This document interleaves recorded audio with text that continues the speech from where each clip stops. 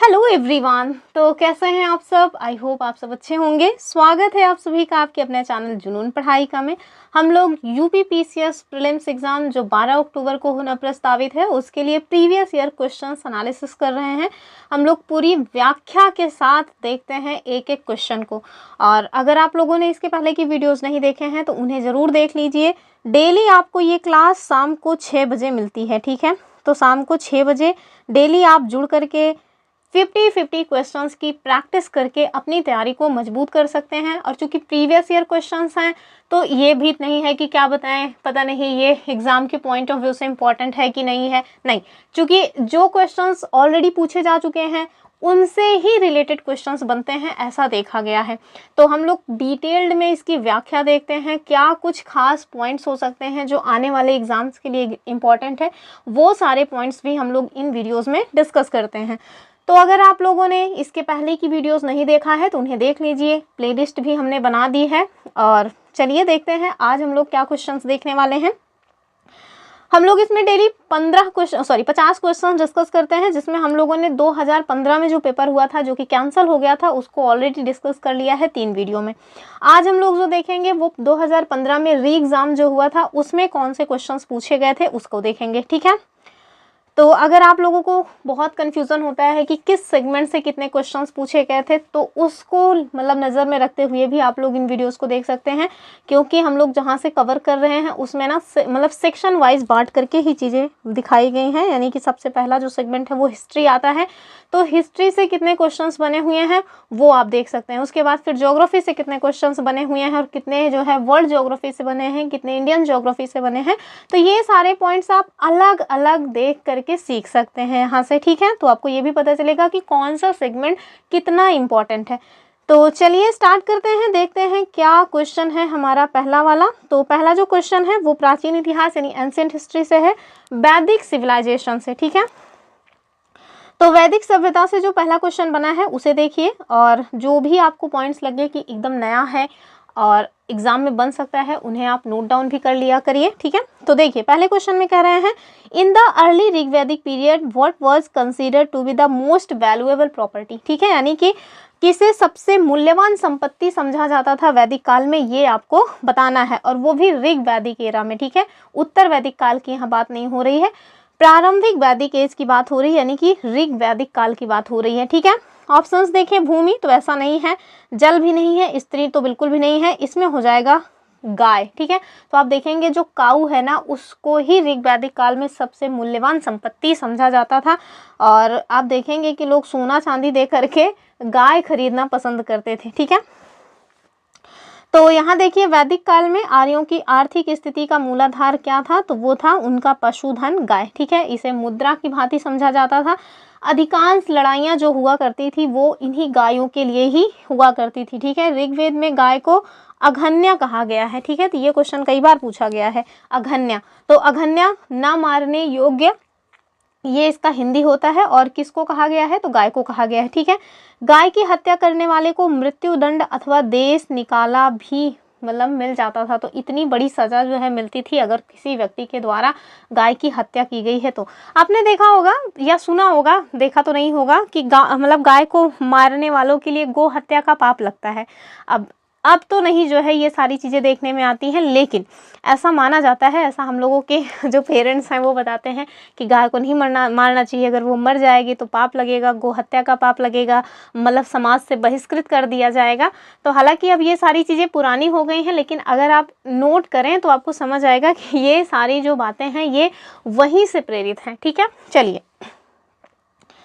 और आप देखेंगे कि जो गाय है ना इसी से रिलेटेड बहुत सारी शब्दावलियाँ आपको यहाँ पे देखने को मिल जाएगी। जैसे दुहिता पुत्री को कहा जाता था, क्योंकि वो गाय का दूध निकाला करती थी। गोधूली, ये भी संध्या जो टाइम होता है ना, शाम को 6-7 बजे का जो समय होता है उसे गोधूली कहते हैं। हालांकि गाँव में उसको गर्धुरिया कहते हैं। तो वो जो गोधूली होती है ना वो भी गायों से ही संबंधित है। क्योंकि जब गाय शाम को चर वर के वापस आती रहती थी तो बहुत धूल उड़ा करती थी, तो उसी से रिलेटेड ये जो है टाइम रख दिया गया गोधूली। तो आप देखेंगे कि बहुत सारी शब्दावलियाँ आपको इसके इर्द गिर्द देखने को मिल जाएंगी। चलिए अगले क्वेश्चन की बात करेंगे, और अगला क्वेश्चन है सूत्रकाल, महाकाव्य काल और संगमेरा से। क्या क्वेश्चन है, कह रहे हैं कि सर्ग, प्रतिसर्ग, वंश, मनवंतर और वंशानुचरित ये किसके संकेतक हैं, ये आपको बताना है। ठीक है, ऑप्शन देखें, वेदों के, पुराणों के, उपनिषदों के या फिर सूत्रों के। उत्तर आपको दिख रहा है, पुराणों के ये संकेतक माने जाते हैं। ठीक है, तो यहाँ पे देखिए अमरकोश, तो अमरकोश जो है ये किसका जो है ग्रंथ है, ये क्वेश्चन कई बार पूछा गया है, तो अमर सिंह का है। तो अमरकोश आदि प्राचीन कोशों में आप देखें पुराणों के 5 लक्षण माने गए हैं। कौन कौन से, तो एक तो है सर्ग यानी कि सृष्टि, दूसरा है प्रतिसर्ग यानी प्रलय या पुनर्जन्म, तीसरा है वंश यानी कि देवता व ऋषियों की सूची, और चौथा है मनवंतर 14 मनु के काल। ठीक है, और वंशानुचरित ये 5वां है। इसका अर्थ क्या हुआ, सूर्य चंद्र आदि वंशीय चरित्र। ठीक है, आप देखेंगे कि सर्ग में पंच महाभूत, इंद्रियगण, बुद्धि आदि तत्वों की उत्पत्ति का वर्णन किया गया है, जबकि प्रतिसर्ग में संपूर्ण चराचर जगत में जो निर्माण है उसका वर्णन किया गया है। वंश में सूर्य चंद्र आदि वंशों का वर्णन किया गया है। मनवंतर में आप देखें तो मनुपुत्र देव, सप्तर्षि, इंद्र और भगवान आदि के अवतारों का वर्णन किया गया है। ठीक है, वंशानुचरित में आप देखिए तो प्रतिवंश के प्रसिद्ध पुरुषों का वर्णन किया गया है। और पुराणों की जो टोटल संख्या है, ये हमसे कई बार पूछा गया है स्टेटमेंट में, तो पुराणों की जो संख्या अब मिला हुआ है वो है 18। और इनके जो रचयिता हैं उनको भी जाने रहिए, लोमहर्ष ऋषि अथवा उनके पुत्र उग्र शर्वा जो है वो माने जाते हैं। किसके रचयिता, पुराणों के। ठीक है, तो इससे कई क्वेश्चंस बन सकते हैं। चलिए आगे देखिए, मौर्य और मौर्योत्तर काल से क्वेश्चन बना हुआ है। सूची 1 को सूची 2 से मिलान करना है, उसके बाद सही उत्तर का चयन या चुनाव करना है। तो एक साइड सम्राट का नाम दिया गया है, दूसरी साइड उनकी टाइटल्स दिए हुए हैं। तो आप देखेंगे इस बार जो आरओ 27 जुलाई को हुआ था उसमें भी इसी टाइप का क्वेश्चन पूछा गया था। ठीक है, तो सबसे पहले जो है वो देखिए अशोक। तो अशोक को जो है प्रियदर्शी कहा गया है, ये तो एकदम फेमस टाइटल हो गया है, कई बार पूछा भी जा चुका है। तो ए को आप 2 से मैच कर दीजिए। ठीक है, और ए का 2 देखिए कहाँ है, केवल 1 में है। ऑप्शन केवल एक ही विकल्प से निकल आया और वो क्या है, ऑप्शन सी। ठीक है, लेकिन अन्य जो है उसको भी मैच कर लेते हैं। तो समुद्रगुप्त को पराक्रमांक की उपाधि इन्होंने ली है, खुद ही ये लोग अपनी उपाधियां धारण कर लेते थे। चंद्रगुप्त द्वितीय को विक्रमादित्य कहा जाता है और स्कंदगुप्त को आप देखें तो क्रमादित्य कहा जाता है। ठीक है, तो ये सब हमने देख लिया अब। और हाँ, एक और इनकी उपाधि है देवा नाम प्रिय, हालांकि इसी को कहते हैं देवा नाम प्रिय पिदस्सी, इसी टाइप का है। ठीक है, आगे देखिए क्वेश्चन नंबर 4 क्या कह रहे हैं, कह रहे हैं कि which one of the following had not come to India with Alexander, यानी कि अलेक्जेंडर के साथ भारत में कौन नहीं आया था, वो आपको बताना है। ऑप्शंस देखें, नियारकश, ओनेसिक्रिटस, डाइमेकस या फिर अरिस्टोब्यूलस। तो आपको पता होगा कि जो डाइमेकस है वो नहीं आया था, क्यों, क्योंकि ये तो कि एक तरह से उपहार के रूप में आए हुए थे। तो चलिए देखते हैं कौन किसको उपहार दिया था, अभी आपको पता चलेगा। ठीक है, तो आप देखिए कार्टियस, डियोडोरस, एरियन, जस्टिन और प्लूटार्क, नियारकस, आनेसिक्रिटस तथा अरिस्टोबुलस, ये सारे जो है यूनानी इतिहासकार सिकंदर के साथ भारत आक्रमण के टाइम पे भारत आए थे। ठीक है, लेकिन जो डाइमेकस है ना वो सीरिया के राजदूत थे, जो कि बिंदुसार के शासनकाल में 297 से 273 ईसा पूर्व में आए थे। ठीक है, तो ये जो बिंदुसार है ना, इन्होंने सीरिया के शासक से जो चीज़ें जो है गिफ्ट में मांगी थी, एक तो मांगा था कि मदिरा, और दूसरा मांगा था जो दार्शनिक है वो। तो उन्होंने कहा था कि मदिरा तो दे सकते हैं लेकिन दार्शनिक को हम लोग एज अ गिफ्ट नहीं दे सकते, लेकिन बाद में फिर उन्होंने यही डाइमेकस को राजदूत के रूप में यहाँ भेजा था। ठीक है, चलिए अगले क्वेश्चन की बात करेंगे। और हमारा जो नेक्स्ट क्वेश्चन है वो क्या है, करें निम्नलिखित में से कौन सा जोड़ा सही सुमेलित नहीं है। ठीक है, तो नहीं पे ध्यान बना के रखना है। कह रहे हैं कि लाइफ ऑफ वेन त्सांग, ये कह रहे हैं कि हुइली की पुस्तक है। फिर कह रहे हैं द नेचुरल हिस्ट्री टॉलमी की पुस्तक है। तीसरे में कह रहे हैं हिस्टोरिकल फिलिपिकल, कह रहे हैं कि पाम्पेई स्ट्रोगस की पुस्तक है, जबकि द हिस्ट्रीज कह रहे हैं हेरोडोटस की पुस्तक है। तो लास्ट वाला तो एकदम ठीक है, हिस्ट्रीज जो है ये हेरोडोटस की ही पुस्तक है, इतिहास के पिता के नाम से इनको जाना भी जाता है।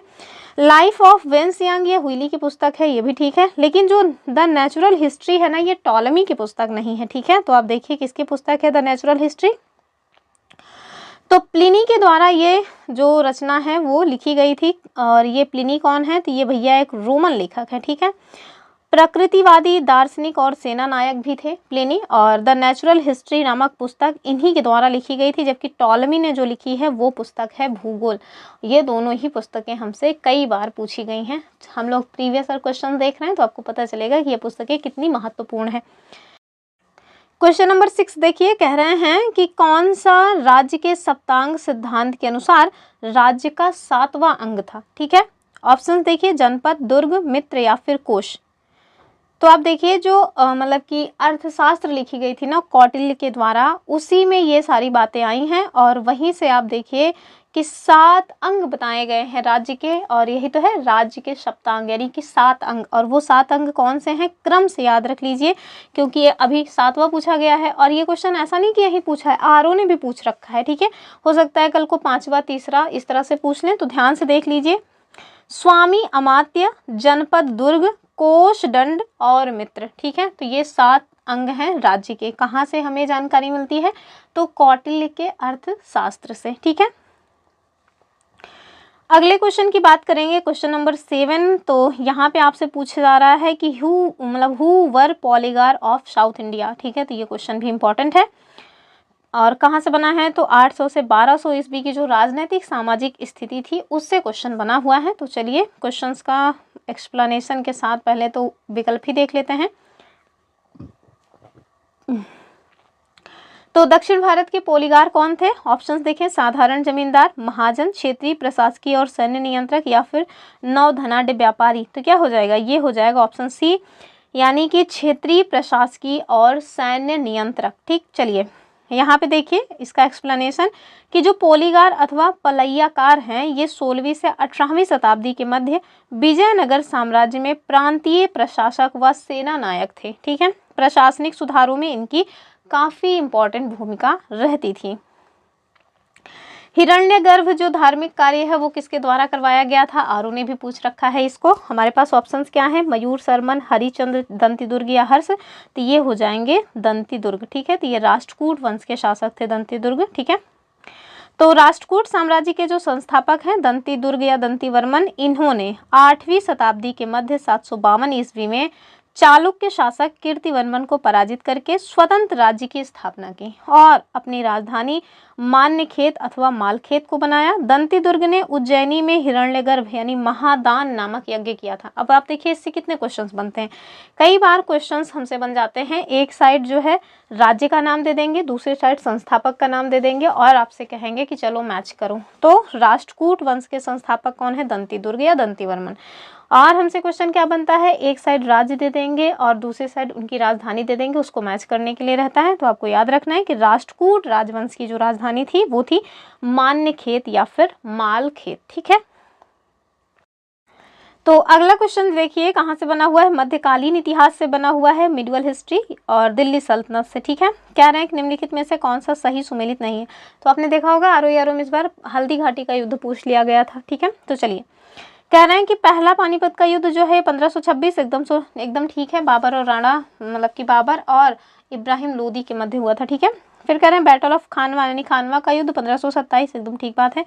फिर बैटल ऑफ घाघरा कह रहे हैं 1529 एकदम से ठीक है। कह रहे हैं कि बैटल ऑफ चंदेरी 1530 गलत बात है, 1530 में तो बाबर की मृत्यु ही हो गई थी, तो 1528 हो जाएगा। ठीक है, तो इसके लिए ना एक ट्रिक्स है, आप भी चाहें तो याद रख सकते हैं, पानी पीकर खाना खाकर चंदेरी चली घाघरा पहनकर। ठीक है, तो पानी से हो जाएगा पानीपत का युद्ध, खाना से हो जाएगा खानवा का युद्ध, चंदेरी से हो जाएगा चंदेरी का युद्ध और घाघरा का युद्ध हो जाएगा घाघरा पहनकर। ठीक है, तो 1529, तो ये 1526 में आते हैं 1529 तक टोटल इनके द्वारा 4 युद्ध लड़े जाते हैं। 1530 में इनकी मृत्यु ही हो जाती है, वरना ये पता नहीं क्या क्या करते हैं।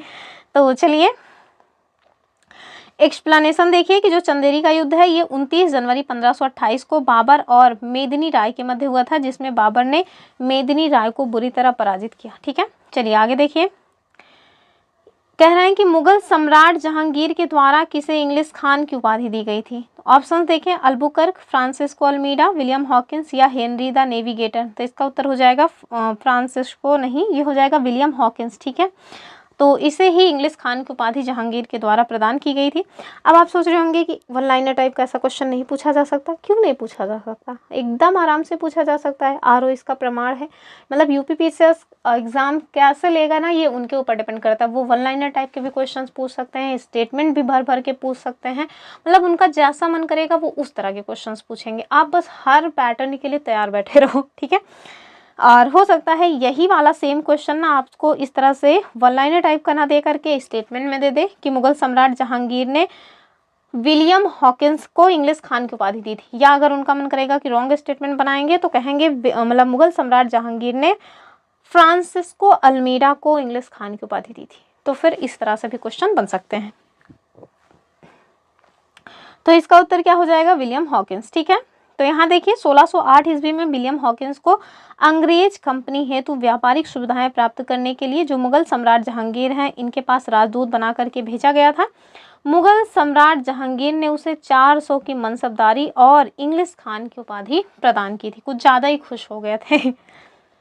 फिर मुगल एम्पायर से अगला क्वेश्चन देखिए, कह रहे हैं कि निम्नलिखित में से किस किले का निर्माण अकबर के टाइम पीरियड में नहीं हुआ था। ऑप्शन देखें, दिल्ली का लाल किला, तो दिल्ली का लाल किला कब से इनके में हो गया, तो यही वाला गलत है। बाकी आगरा किला, इलाहाबाद का किला, लाहौर किला, ये सभी जो है ना अकबर के टाइम पीरियड में ही बनाया गया था।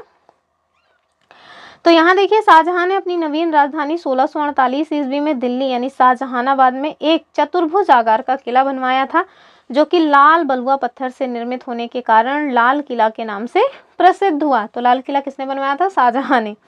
1 करोड़ रुपए की लागत से बनने वाला लाल किला हमीद अहमद नामक शिल्पकार की देखरेख में संपन्न हुआ था।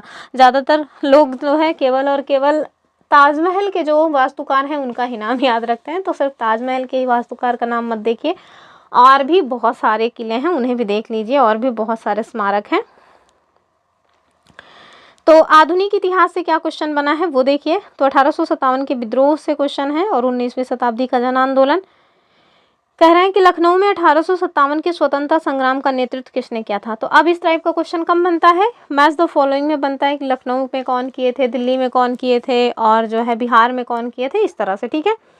तो ऑप्शन देखें, जीनत महल, नाना साहेब, हजरत महल या फिर तात्या तोपे। तो 1857 का जो विद्रोह हुआ था वो देखिए लखनऊ से कौन इसका जो है लीड कर रही थी, तो वो थी बेगम हजरत महल, ठीक है। तो लखनऊ यानी अवध में 1857 के विद्रोह का प्रारंभ 4 जून 1857 को हुआ। विद्रोह का नेतृत्व बेगम हजरत महल ने किया। उन्होंने अपने अल्पवयस्क बेटे विरजिस कादिर को नवाब घोषित कर प्रशासन की बागडोर अपने हाथों में संभाली थी।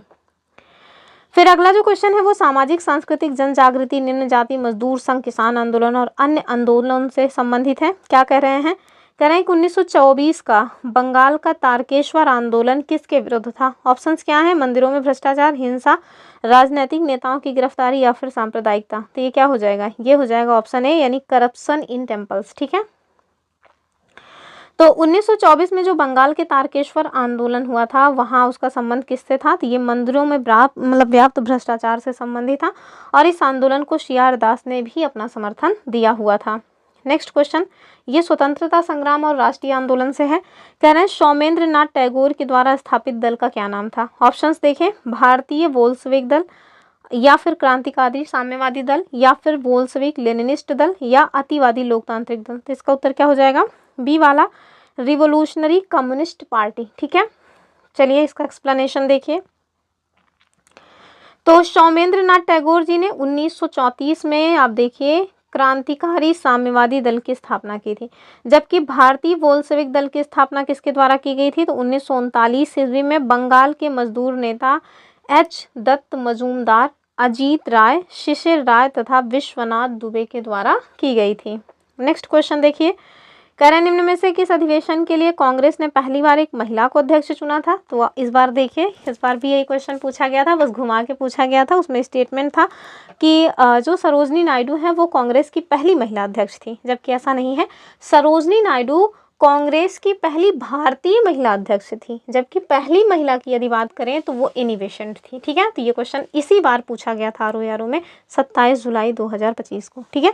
तो प्रीवियस ईयर क्वेश्चंस इंपॉर्टेंट होते हैं। आप कई बार देखेंगे कि जो आरओ के क्वेश्चंस हैं वो मतलब प्री एग्ज़ाम में पूछे जाते हैं, अपर प्रीलिम्स में।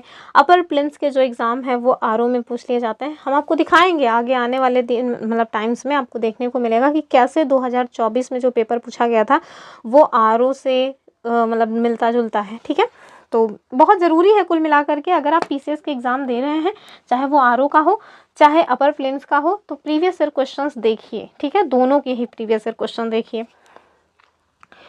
तो चलिए देखिए, तो भैया इसका सही उत्तर पहला वाला ही हो जाएगा, ज़्यादा टाइम नहीं बर्बाद करते हैं। कलकत्ता सेशन 1917 का जो मतलब कि अधिवेशन है, उसमें अध्यक्षता किसके द्वारा की गई थी? तो ये एक मतलब आयरिश लेडी थी, यानी नाम क्या था इनका? Annie Besant. ठीक है, ऑप्शन ए ठीक है।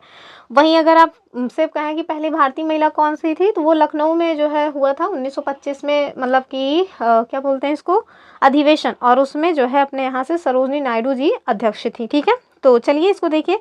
तो एनी बेसेंट जो है, यहाँ देखिए ये एक्सप्लेनेशन में दिया हुआ है कि एनी बेसेंट 1917 के कांग्रेस का जो कलकत्ता अधिवेशन हुआ था वहाँ पे पहली महिला अध्यक्ष के रूप में चुनी गई थी। हालांकि आगे चल करके 1925 में सरोजनी नायडू पहली भारतीय महिला कांग्रेस के अध्यक्ष के रूप में चुनी गई। ठीक है, चलिए आगे देखिए।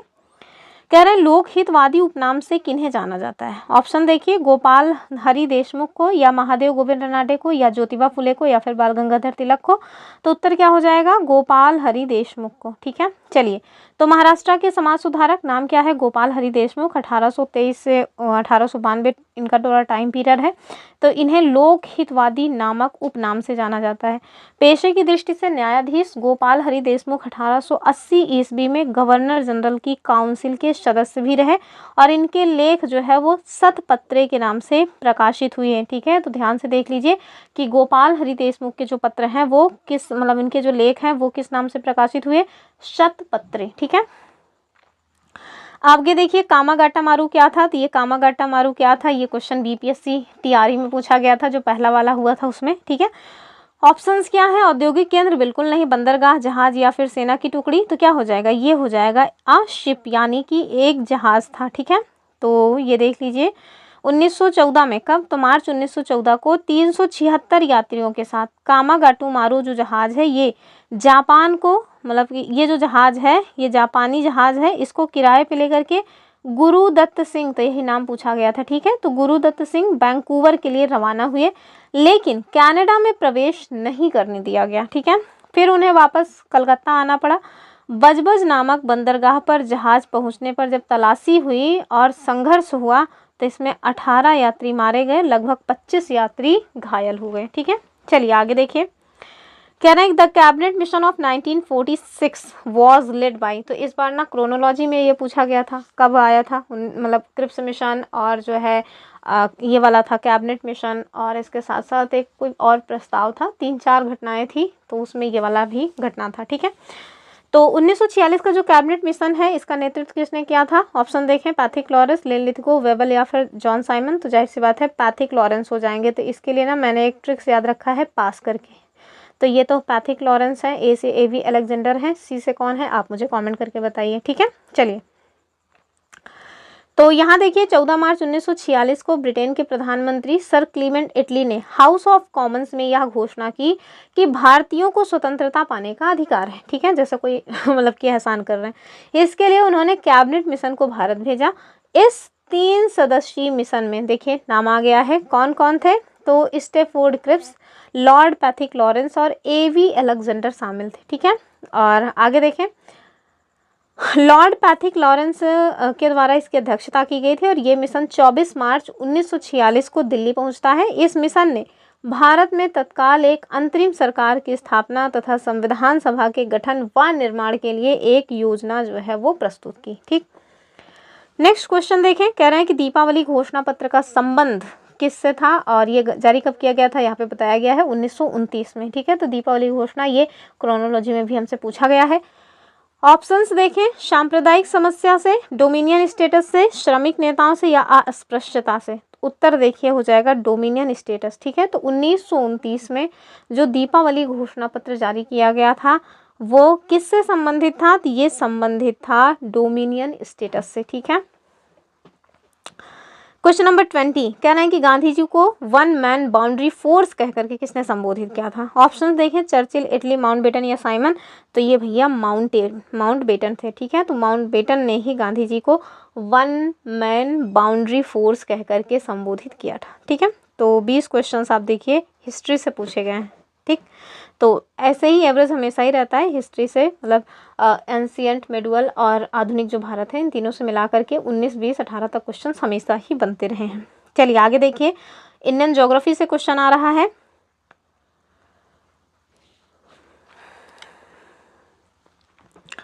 और भौतिक संरचना, अपवाह तंत्र और मानव भूगोल से क्वेश्चन बना हुआ है कि कौन सा सही सुमेलित नहीं है। ठीक है, एक साइड गर्म जल स्रोत है, दूसरी साइड उसकी अवस्थिति है। तो इस टाइप का क्वेश्चन पूछा जा चुका है आरओ में भी। तो कौन कौन से हॉट स्प्रिंग्स हैं? मणिकरण, ज्वालामुखी, अनहोनी या तप्त पानी। ध्यान दीजिएगा, तप्त पानी अलग है, तप्ता पानी अलग है और तत्ता पानी अलग है। तीनों अलग अलग हैं और मिलते जुलते हैं। ठीक है, तो समश्रुत भिन्नार्थक टाइप के हैं। तो चलिए देखिए, मणिकरण कह रहे हैं हिमाचल प्रदेश में है, तो ये एकदम ठीक कह रहे हैं।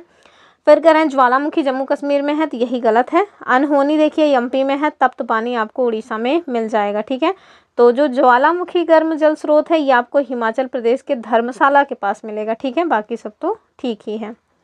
चलिए आगे देखिए, अगला क्वेश्चन कह रहे हैं कि दूध गंगा नदी निम्न में से किसमें अवस्थित है। ऑप्शंस देखें, जम्मू कश्मीर, हिमाचल प्रदेश, उत्तराखंड या फिर वेस्ट बंगाल। तो क्या हो जाएगा, ये अपने जम्मू कश्मीर में है दूध गंगा रिवर। नेक्स्ट क्वेश्चन देखिए, क्वेश्चन नंबर 23 क्या कह रहे हैं कि सूची 1 को सूची 2 के साथ सुमेलित कीजिए और नीचे दिए गए कूट से सही उत्तर का चुनाव कीजिए। ठीक है, और एक साइड लेक्स दिए गई हैं, दूसरी साइड उसकी अवस्थिति यानी किस स्टेट से वो बिलोंग करती हैं और आपको कूट दिया हुआ है। तो चलिए सबसे पहले जो आपको आए वो मैच करिए। सबसे पहले हमको तो एकदम अष्टमुडी कंफर्म है कहाँ है, तो अष्टमुडी केरल का है। इसको देखिए क्या ए का 2 कहाँ दिया गया है, तो केवल एक में दिया गया है। उत्तर तो हमें केवल एक से ही पता चल गया, लेकिन अन्य जो है वो हम मैच कर लेंगे। पुलिकट कहाँ है, तो ये अपने तमिलनाडु की है। रूप कुंड देखें तो उत्तराखंड की है और सूरज कुंड हरियाणा की है और कई बार पूछी गई है सूरज कुंड। ठीक है, तो उत्तर क्या हो जाएगा 2, 3, 4, 1। चलिए आगे देखिए, क्वेश्चन नंबर नेक्स्ट 24 नंबर का कह रहे हैं निम्न नहरों में से किसे दामोदर नदी से निकाला गया है। ऑप्शन देखें, सरहिंद, एडन, बिस्ट, दोआब या फिर ईस्टर्न ग्रे नहर। तो इसका उत्तर हो जाएगा हमारा ईडन नहर। ठीक है, तो जो एडन नहर है ये दामोदर रिवर से निकाली गई है। तो इसका एक्सप्लेनेशन देखिए कि जो एडन नहर है ये आपको वेस्ट बंगाल की एक मतलब कि प्रमुख नहर के रूप में देखने को मिलेगा। 65 किलोमीटर लंबी ये नहर 1938 में दामोदर नदी से निकाली गई थी। ठीक है, चलिए आगे देखिए, क्वेश्चन नंबर 25 कह रहे हैं निम्न में से कौन सा सागरीय राष्ट्रीय उद्यान है। ऑप्शंस क्या है, भितरकनिका, सुंदरवन, गहिरमाथा या फिर मन्नार की खाड़ी। तो जाहिर सी बात है गल्फ ऑफ मन्नार ही हो जाएगा। ठीक है, ऑप्शन डी। तो समुद्री राष्ट्रीय उद्यान मन्नार की खाड़ी तमिलनाडु राज्य के रामनाथपुरम जिले में मन्नार की खाड़ी में 21 जो कि अभी रह गए हैं 19 द्वीपों पर आधारित एक राष्ट्रीय उद्यान है। इसका टोटल क्षेत्रफल आप देखें तो 6.23 वर्ग किलोमीटर है।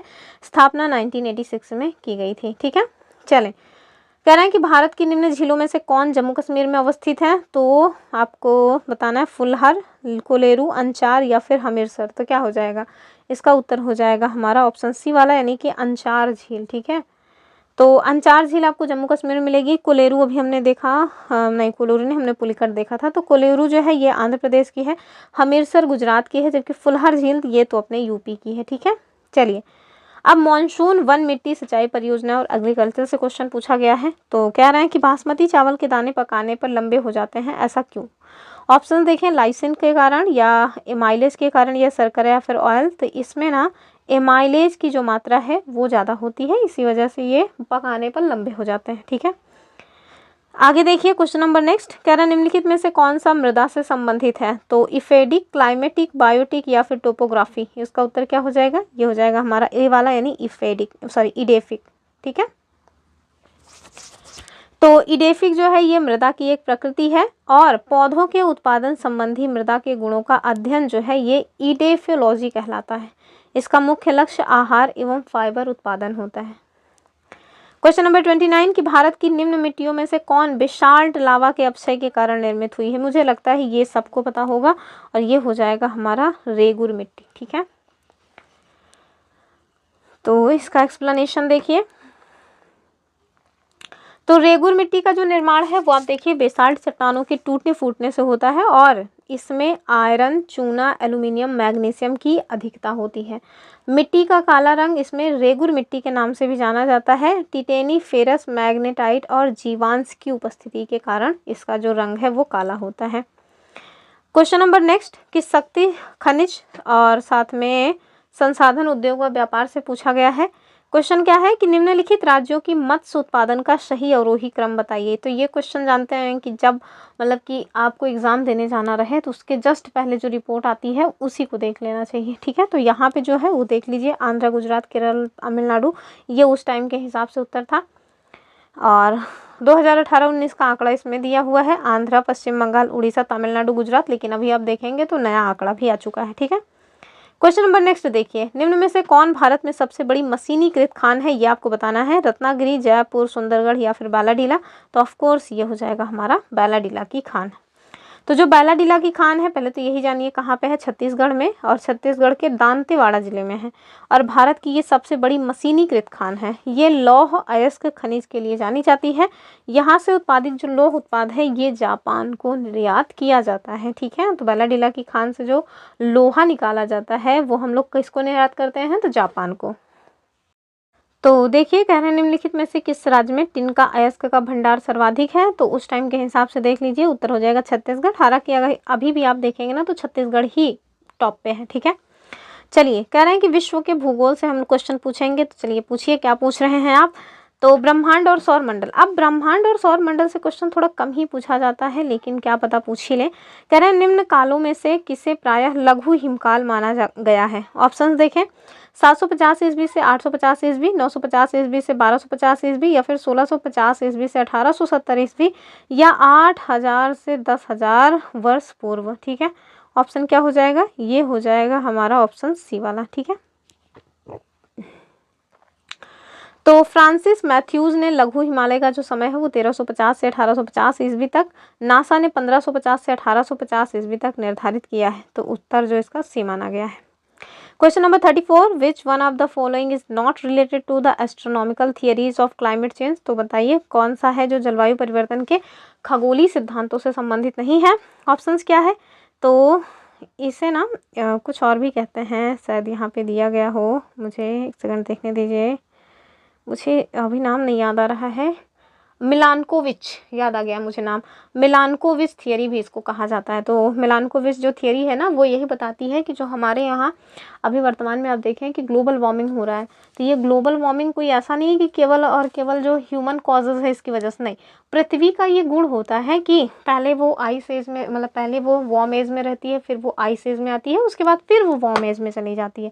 तो हमारी पृथ्वी आग का गोला थी, फिर ठंडी हुई, अब फिर से वो आग के गोला बनने की कगार पे जा रही है धीरे धीरे। तो ये मिलानकोविच थियरी है, उसी से संबंधित है। कह रहे हैं कि कौन है वो जलवायु परिवर्तन के खगोलीय सिद्धांतों से संबंधित नहीं है। तो ऑप्शंस क्या है, पृथ्वी की कक्षा की उत्केंद्रता यानी अंडाकार कक्षीय मार्ग, दूसरा पृथ्वी की घूर्णन यानी अक्ष की तिर्यकता का झुकाव, तीसरा है विषुव अयन यानी पृथ्वी की सौर से अपसौर या अपसौर की मतलब उपसौर की स्थिति, ठीक है। डी है सौर विकिरण या सौर किरणित ऊर्जा। तो उत्तर क्या हो जाएगा, यही डी वाला हो जाएगा, ठीक है। तो अगर आपसे कल से मतलब कल को पूछ लें कि चलो बताओ मिलानकोविच की जो थियरी है उसमें कौन सा शामिल नहीं है, तो आप ध्यान से देखिए ये तीनों चीज़ शामिल है। इन तीनों चीज़ों को उन्होंने अपनी थियरी में दिया था, ठीक है, लेकिन डी वाला शामिल नहीं है, ठीक है। तो ऑप्शन डी इसका उत्तर हो जाएगा। अगले क्वेश्चन को देखिए, इसके पहले देख लीजिए हमारा एक्सप्लेनेशन। तो विषुव अयन पृथ्वी की सूर्य से अपसौर या उपसौर की स्थिति, पृथ्वी की घूर्णन अक्ष की तिर्यकता और पृथ्वी की कक्षा की उत्केंद्रता इत्यादि जलवायु परिवर्तन के खगोलीय सिद्धांतों से संबंधित है, किंतु सौर किरणित ऊर्जा इससे संबंधित नहीं है। जलवायु परिवर्तन सिद्धांत के जो प्रतिपादक हैं वो देखें मिलुटिन मिलानकोविच, तो अभी ये नाम दिख गया मुझे, मिलानकोविच, ठीक है। तो ये मिलानकोविच की ही थियरी है कुल मिला करके। चलिए स्थल मंडल की बात करेंगे, और स्थल मंडल से कौन सा क्वेश्चन बना हुआ है। कह रहे हैं कि निम्न में से किसकी औसत शुद्ध प्राथमिक उत्पादकता सबसे कम है। ऑप्शंस देखें, शीतोष्णकटिबंधी, उष्णकटिबंधी या शीतोष्णकटिबंधी घास प्रदेश, या फिर उष्णकटिबंधी सवाना। तो क्या हो जाएगा, उत्तर सी हो जाएगा, टेम्परेट ग्रासलैंड्स, ठीक है। तो शीतोष्णकटिबंधीय घास प्रदेश की औसत शुद्ध प्राथमिक उत्पादकता सबसे कम है, यानी 500 ग्राम पर मीटर स्क्वायर प्रति वर्ष, और उष्णकटिबंधीय वन की औसत शुद्ध प्राथमिक उत्पादकता आप देखें तो 2200 ग्राम पर मीटर स्क्वायर प्रति वर्ष जो है वो सर्वाधिक हो जाएगा। ठीक है, क्वेश्चन नंबर अगला क्या है, कह रहे हैं कि चलिए बताइए कि निम्नलिखित में से कौन सा मरुस्थल दक्षिणी गोलार्ध में स्थित है। तो ये हमारे मतलब कि कुछ मरुस्थलों के नाम दिए हुए हैं पूरे वर्ल्ड में, आपसे कह रहे हैं कि कौन सा सदर्न हेमिस्फीयर में है। ऑप्शन देखें, गोबी, तो गोबी तो नदर्न में है क्योंकि मंगोलिया से बिलोंग करता है। सहारा आप देखिए ये भी जो है आपको सदर्न में ही मिलेगा, क्योंकि जो जो अफ्रीका कॉन्टिनेंट है उसके सदर्न में ही मिल जाता है। ठीक है, सदर्न नहीं, नर्दर्न में अर्थात उत्तरी गोलार्ध में मिलता है। बचा क्या, चिहुआहुआन, तो ये तो हमारे यूएस का है मेरे ख्याल से, और ये भी आपको कहाँ मिलेगा, तो नदर्न में ही मिलेगा। बचा कौन सा, कालाहारी, ये जो है आपको बोत्सवाना के रीजन में मिल जाएगा, और वहीं पे आपको ये और जो बोत्सवाना वाला रीजन है वो अफ्रीका कॉन्टिनेंट का एकदम सदर्न रीजन है, यानी कि दक्षिणी गोलार्ध से बिलोंग करता है। तो उत्तर इसका हो जाएगा ऑप्शन ए वाला। ठीक है, तो जो कालाहारी मरुस्थल है ये सदर्न यानी कि दक्षिणी गोलार्ध से बिलोंग करता है। क्यों, क्योंकि ये अफ्रीका कॉन्टिनेंट का एकदम साउथ वाले हिस्से में मिलता है। ठीक है, तो कालाहारी मरुस्थल दक्षिणी गोलार्ध में है, और इस मरुस्थल का विस्तार आप देखिए तो दक्षिणी अफ्रीका और बोत्सवाना में है। ठीक, हाइड्रोस्फीयर से क्वेश्चन बना हुआ है कि हमारे उपग्रह में मृदु जल की सर्वाधिक मात्रा कहाँ है। तो ये क्वेश्चन तो यूपीएससी तक ने पूछ रखा है, हालांकि उन्होंने क्रोनोलॉजी में पूछा है, और वो क्रोनोलॉजी आप देखेंगे तो क्लास 6 या 7th की बुक जो ज्योग्राफी की है उसमें दिया हुआ है। ऑप्शन देखें, नदियों में बिल्कुल नहीं, झीलों में बिल्कुल नहीं, महाद्वीपीय एवं पर्वतीय हिम नदियों या फिर भूमिगत जल, तो आप देखिए सबसे ज़्यादा जो है ना वो हिमानी में ही है। ठीक है, तो हमारे उपग्रह में पाए जाने वाले कुल जो मीठा जल है उसका 68.60% से भी ज़्यादा भाग महाद्वीपीय और पर्वतीय हिमानी यानी स्थायी हिम, और केवल 31.1% भूजल व 0.3% झील, झरने और नदियों के रूप में पाया जाता है। 38 नंबर का क्वेश्चन कह रहा है निम्नलिखित में से कौन सा सही सुमेलित नहीं है। विश्व का सबसे ऊंचा जलप्रपात कह रहे हैं टुगेला जलप्रपात, जबकि ये गलत है। विश्व का सबसे ऊंचा जलप्रपात ये टुगेला नहीं है। कौन सा है, तो आप देखिए ये हो जाएगा एंजल जलप्रपात। ठीक है, विश्व की सबसे बड़ी ताजे पानी की झील, तो ये तो लेक सुपीरियर ही है यूएस की। और विश्व की सबसे ऊंची नौगम्य झील ये टिटिकाका झील है, और ये पेरू और बोलिविया की बॉर्डर पे मिलती है। विश्व की दूसरी सबसे गहरी झील ये टंगानिका है। ठीक है, तो उत्तर जो है इसका ए वाला हो जाएगा। तो यहाँ पे देखिए वेनेजुएला स्थित जो एंजल जलप्रपात है इसको विश्व के सबसे ऊंचे जलप्रपात होने का गौरव प्राप्त है। ऊंचाई देखिए 979 मीटर है। टुगेला प्रपात दक्षिण अफ्रीका में है और इसकी ऊंचाई 948 मीटर है, और ये विश्व का दूसरा सबसे ऊंचा जलप्रपात है। ठीक है, क्वेश्चन नंबर 39 कह रहे हैं निम्न झीलों में से कौन विश्व की प्राचीनतम तथा सबसे गहरी झील है। ऑप्शंस क्या है, बैकाल, ह्यूरॉन, विक्टोरिया या फिर विनिपेग। उत्तर हो जाएगा लेक बैकाल। ठीक है, तो विश्व की प्राचीनतम तथा सबसे गहरी झील आपको कहाँ देखने को मिलेगा, तो ये रूस के साइबेरिया क्षेत्र में स्थित बैकाल लेक है। गहराई आप देखें तो 1637 मीटर यानी 5369 फीट है। क्वेश्चन नंबर 40 क्या कह रहे हैं कि एक साइड डैम दिया हुआ है, दूसरी साइड रिवर्स दिया हुआ है, बताइए कौन सा मैच नहीं है। ठीक है, चलिए मैच कर लेते हैं। कह रहे हैं ग्रैंड कुली जो है ये कोलंबिया रिवर पे है, तो एकदम ठीक बात है। हूवर कह रहे हैं टेनेसी पे है, जबकि हूवर जो है ये टेनेसी पे नहीं है, तो यही वाला रॉन्ग है, उत्तर भी यही हो जाएगा। नुरेक डैम जो है ये बख्श नदी पे है, और काहुरा काबोरा बाशा जो डैम है ये आपको जाम्बेजी नदी पे मिल जाएगा। ठीक है, उत्तर इसका भी हो जाएगा। तो ये देखिए कोलोराडो नदी जो कि यूएस की है, इस पर डेविश, पाकेर, बोल्डर और हूवर डैम स्थित है। ठीक है, तो कोलोराडो नदी यूएस की, उस पर कौन कौन सा डैम है, एक तो डेविश है, दूसरा जो है पाकेर है, तीसरा है बोल्डर और चौथा है हूवर। जो टेनेसी नदी है ये यूएस की है, और इस पर आप देखें कौन कौन सा है, तो व्हीलर है, विल्सन है, नॉरिश और चिकमांगा डैम इस पे आपको मिल जाएंगे। वायुमंडल से क्वेश्चन बना हुआ है, तो एटमॉस्फेयर से जो क्वेश्चन बना है वो देखिए। और अगर अभी तक आपने वीडियो को लाइक वाइक नहीं किया है तो प्लीज़ लाइक वाइक कर दीजिए और चैनल को सब्सक्राइब करके रखिए। केवल काम की चीज़ें इस चैनल पे आपको मिलेंगी, कोई फालतू बकवास नहीं मिलेगा। ठीक है, चलिए तो वायुमंडल से क्या क्वेश्चन बना है, कह रहे हैं कि वायुमंडल के अधोलिखित मंडलों के उनके पृथ्वी के धरातल से बढ़ती दूरी के अनुक्रम में व्यवस्थित कीजिए और सही उत्तर का फिर चुनाव कीजिए। तो ये तो बहुत बच्चों वाला क्वेश्चन है, मेरे ख्याल से सबको पता है। सबसे निचला जो मंडल होता है वो कौन सा होता है? वायुमंडल होता है नहीं, ये जो होता है वो होता है ट्रोपोस्फियर यानी कि क्षोभ मंडल। तो क्षोभ मंडल सबसे पहले आएगा, तो ये इन दोनों को तो वैसे ही हटा दीजिए। अब हमारे पास केवल 2 ऑप्शन बचे हैं, तो 3 तो इसके बाद ही आएगा, ये खुद ही बता रहा है हमें। हमारे पास ऑप्शन 1 और 4 इनमें कौन पहले आएगा, ये आना चाहिए, ठीक है। तो सबसे पहले क्षोभ मंडल, फिर समताप मंडल, उसके बाद कौन सा आता है? उसके बाद आता है अपना मध्य मंडल, लास्ट में आ जाएगा थर्मोस्फेयर, ठीक है। तो इसका उत्तर क्या हो जाएगा? Option B. चलिए, तो यहाँ पर देखिए वायुमंडल के अधोलिखित मंडलों को उनके पृथ्वी के धरातल से बढ़ती दूरी के क्रम में लगाया गया है। तो क्षोभ मंडल जो है वो 0 से 12 किलोमीटर, समताप मंडल 12 से 50 किलोमीटर, मध्य मंडल 50 से 80 किलोमीटर, तापीय मंडल 80 से 640 किलोमीटर और बाह्य मंडल 640 से ऊपर की सीमा है, ठीक है। तो इकोनॉमिक ज्योग्राफी से क्वेश्चन क्या बना है? कह रहे हैं निम्नलिखित में से कौन सा सही सुमेलित नहीं है। एक साइड उद्योग दिए हैं, दूसरी साइड स्थान दिए हैं। तो चलिए देख लेते हैं। कह रहे हैं कागज जो उद्योग है ये ओंटारियो से रिलेटेड है, एकदम ठीक बात है। दूसरा कह रहे हैं टेक्सटाइल यानी सूती वस्त्र उद्योग और डेट्रॉयट, बिल्कुल भी नहीं। केमिकल तो टेक्सास, एकदम ठीक है। मोटर कार नागोया, एकदम ठीक है। तो दूसरा वाला गलत है, ठीक है। तो सूती वस्त्रों के लिए डेट्रॉयट नहीं जाना जाता है, कौन जाना जाता है? तो चलिए यहाँ पे देख लीजिए। तो जो सूती वस्त्र है उसके लिए ओसाका जो है वो जाना जाता है, और ओसाका कहाँ है? तो जापान का है, ठीक है। तो सूती वस्त्र उद्योग डेट्रॉयट से बिल्कुल भी संबंधित नहीं है, ये ओसाका जापान से संबंधित है। अमेरिका का जो डेट्रॉयट है ना वो ऑटोमोबाइल से संबंधित है, यानी कार उद्योग से संबंधित है। 43 नंबर का क्वेश्चन, कौन सा है जो तांबे के बृहत्तम उत्पादक 2013 में रहा है? तो अभी भी आप देखेंगे कि जो चिली है ना वो आज भी आपको मिलेगा कि वो कॉपर का हाईएस्ट उत्पादन कर रहा है। हालांकि जैसे कि हमने पहले भी बताया, जब आप जा रहे हो एग्जाम देने तो उसके पहले की जो रिपोर्ट है उसको देख लीजिए। तो यहाँ देखिए संसार में प्रागैतिहासिक काल से ही जो कॉपर है उसका प्रयोग हो रहा है। आप लोगों ने पढ़ा होगा हिस्ट्री में, सबसे पहले यूज़ की गई जो धातु है वो कॉपर है, ठीक है।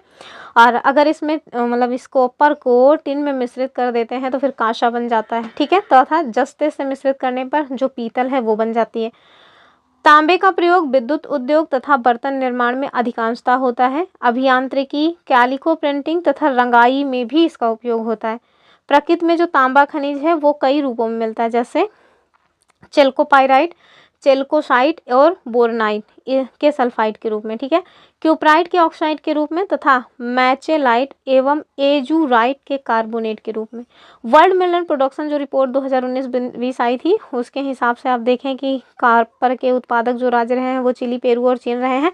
हालांकि तांबे का सर्वाधिक भंडार आपको चिली, पेरू और ऑस्ट्रेलिया में मिलेगा, लेकिन आप देख ही रहिए कि नया आंकड़ा जो आया हो वो, ठीक है। तो अभी इसको छोड़ दीजिए। कुल मिलाकर के ये जाने रहिए कि इस तरह के क्वेश्चन हमसे बनते हैं जब आप मतलब कि जाने लगेंगे एग्जाम देने, तो उसके पहले जो मिनरल रिपोर्ट है और जो एग्रीकल्चर की रिपोर्ट है वो हम लोग देख लेंगे, ठीक है।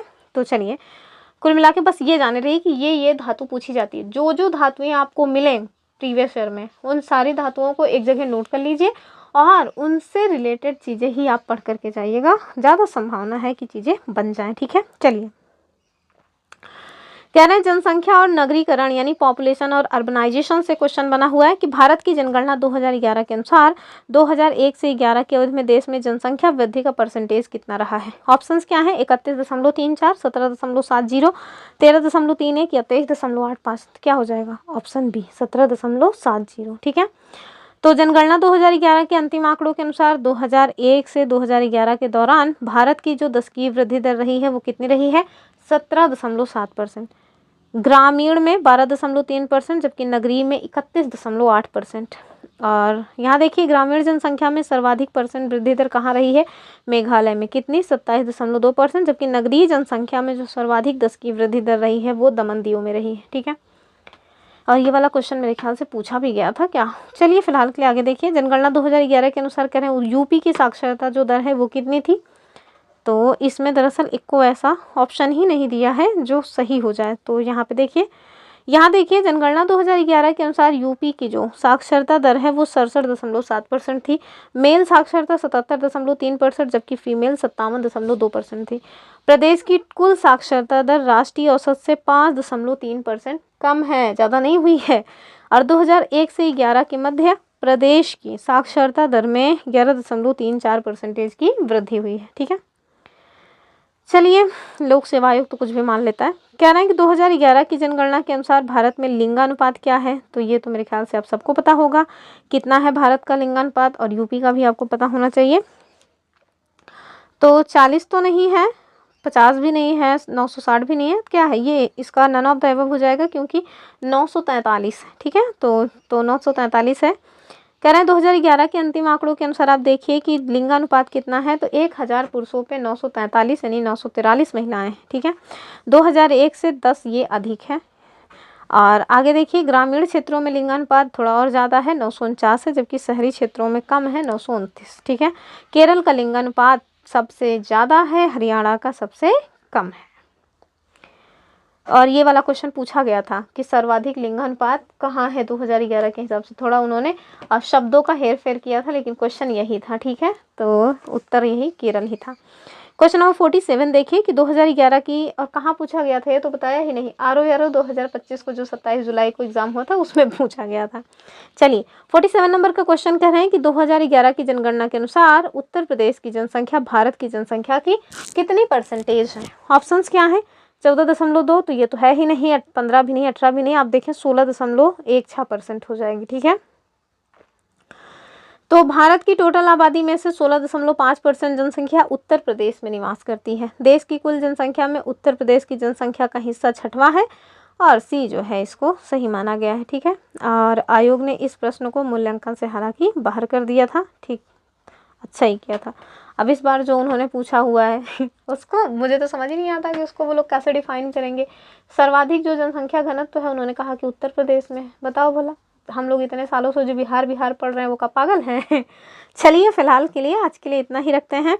और जो अब चूंकि पॉलिटी आ रहा है तो हम नहीं चाहते कि 2 क्वेश्चंस करा के पॉलिटी के उसके बाद उसको छोड़ दें। तब हम कल से, मतलब कल जो वीडियो आएगी उसमें हम लोग पॉलिटी से स्टार्ट करेंगे।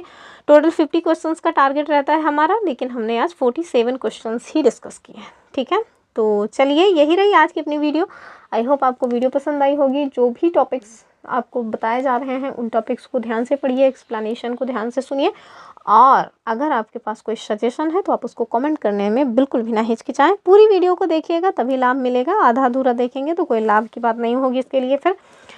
तो चलिए, इन्हीं सब बातों के साथ वीडियो को करते हैं अंत, और फिर मिलेंगे अपनी अगली वीडियो में। अगर आप लोग UPSSC पेट के लिए प्रिपरेशन कर रहे हैं तो हम हिंदी की प्रैक्टिस डेली करा रहे हैं, आप उसके साथ जुड़ सकते हैं।